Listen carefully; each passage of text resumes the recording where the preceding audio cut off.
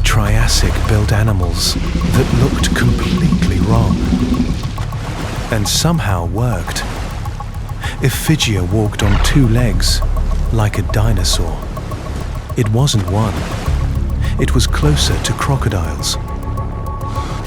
Nearby, Henodus paddled through shallow water inside a turtle-like shell.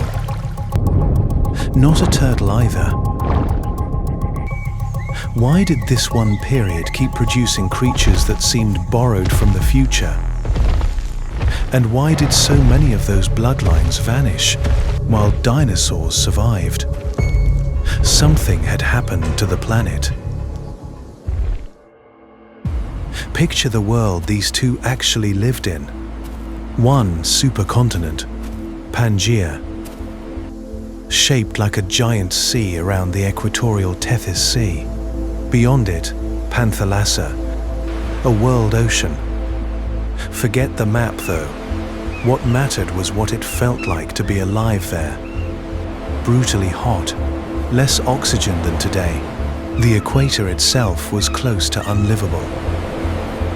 A predator can only kill you one at a time. This environment leaned on every single animal at once. Heat raises what a body needs just to keep functioning. Oxygen, the thing that pays that bill, had dropped hard since the period before it. So ask yourself, what kind of animal survives when being big, active, or hungry has suddenly gotten expensive? This wasn't a normal world that slowly got weird. It was standing directly in the wreckage of the worst disaster life on Earth had ever seen. Rewind slightly, back to the Permian. It wasn't some primitive warm-up act. This was already a mature world. Giant herbivores, serious predators, synapsids filling role after role. Then it came apart. Massive eruptions in what's now Siberia may have continued for millions of years. Ocean currents broke down. Deserts spread. The heat got absurd. Ancient seafloor rock suggests shallow water near the equator reached around 122 degrees Fahrenheit.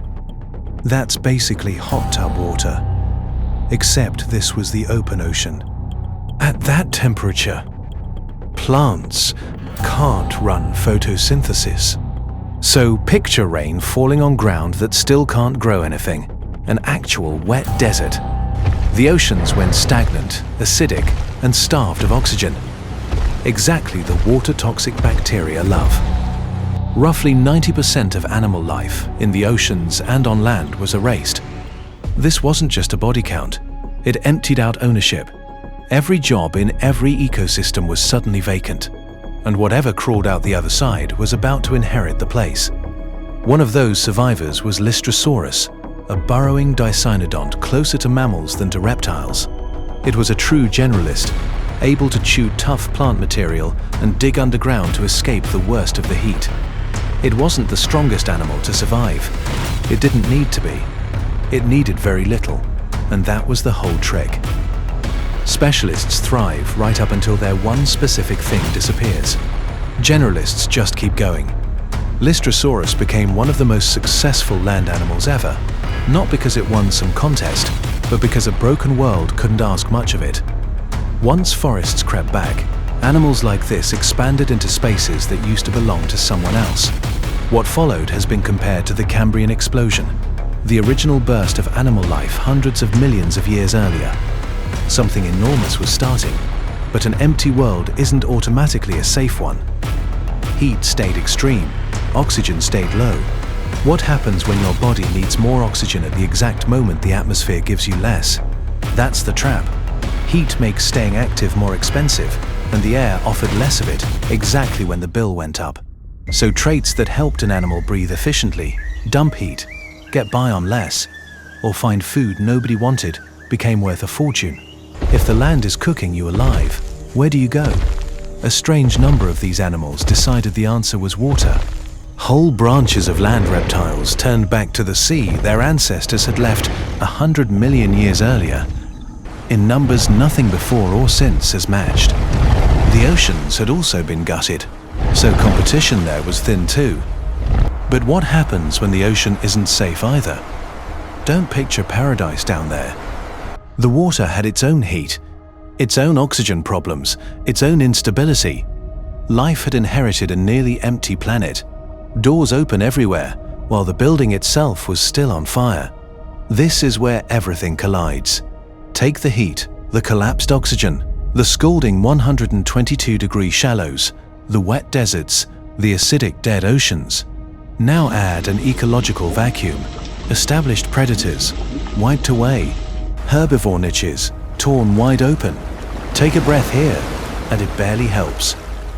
Rain falls on ground that still can't grow anything around you. The water at your feet is hot enough to feel wrong. This is the world every survivor has to move through.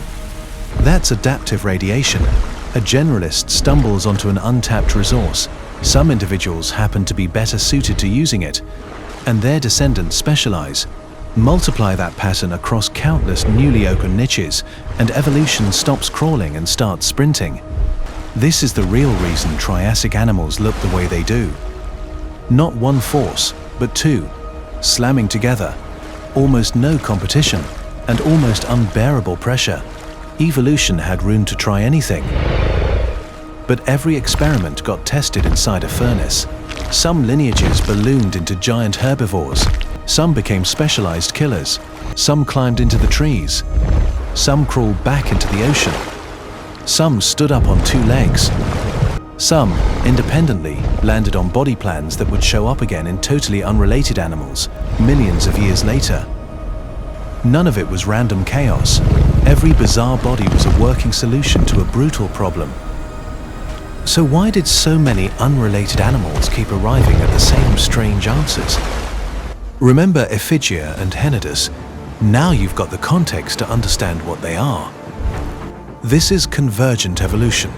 Different lineages, under similar pressure, independently landing on similar shapes. If evolution keeps discovering the same body shape, is that really an accident? Yhcum wasn't secretly a dinosaur in a costume.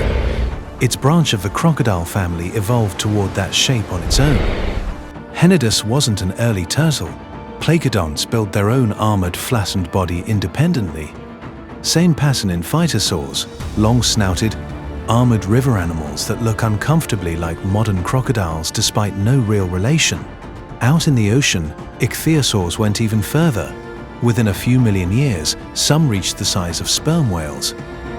And they ended up with the same sleek-shaped sharks and dolphins would evolve later. Water rewards that shape no matter who's wearing it. These weren't cheap knockoffs of animals from the future. Many of them got there first. Then there's anatomy nobody's ever going to convergently reinvent. Drepanosaurus looks assembled from spare parts, a chameleon's hunched body, a sloth's oversized forearm claw, a tail ending in a scorpion-like hook, topped with a bird-like head. Tanystropheus took it further. It stretched past 20 feet, more than half of it neck. Fish bones in its ribcage suggested 8 fish, though nobody's entirely sure how. If that neck rose above the reeds beside you, would you even know where the animal ended? Anatomy alone doesn't explain why the Triassic feels stranger than almost any other chapter in Earth's history. That part is about what happened to these animals afterward. Here's an uncomfortable question. Are today's animals actually more normal than these? Or are we just more used to them? Take a modern turtle. Its whole body plan should seem bizarre. A vertebrate wrapped inside its own shell, and nobody blinks. We grew up seeing it. It became familiar. Now imagine descendants of Yhcum were still walking around today, or something Tanystropheus-shaped still fished off every coastline. Would that register as normal, or as something out of a nightmare? Plenty of Triassic lineages rose, thrived, and vanished completely, without leaving descendants to make their bodies feel ordinary to us. They never got the hundreds of millions of years turtles got. Maybe the Triassic wasn't inherently more bizarre than any other era. Maybe extinction made these animals strangers. Now for the single biggest misconception of all. This gets called the age of dinosaurs, but dinosaurs did not walk in and take over. If they were destined to win, why hadn't they already? The earliest ones only show up well into the Triassic, and for a long stretch after, they stayed small, next to animals that could have killed them without much effort. Take Erythrosuchus, an early predator over 16 feet long, with a head absurdly oversized and a bite that could match a Tyrannosaurus. Put yourself beside it. More than 16 feet of predator with that oversized skull suddenly at eye level. Up close, 16 feet stops sounding like a number, it feels enormous. Legs built straight underneath it for speed, an active metabolism demanding constant food. That's not an empty predator niche waiting for dinosaurs. On the herbivore side, Yhcum, a dicynodont relative of ours, topped 6 tons, elephant-sized, and still got hunted by an archosaur predator called Smoke. Giant plant eating wasn't a dinosaur invention. Then a smaller crisis hit mid-Triassic, an unusually wet stretch known as the Carnian pluvial event.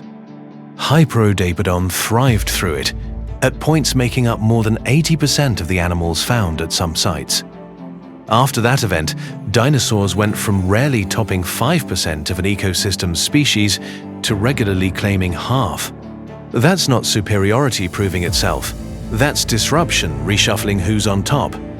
Go back to that breathing problem from the beginning. Many reptiles move side to side when they walk, and that squeezes the lungs. Part of why they can't run and breathe well at once.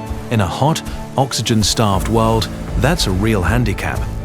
Dinosaurs descended from small, upright, two-legged ancestors, which freed the front limbs from that squeeze entirely.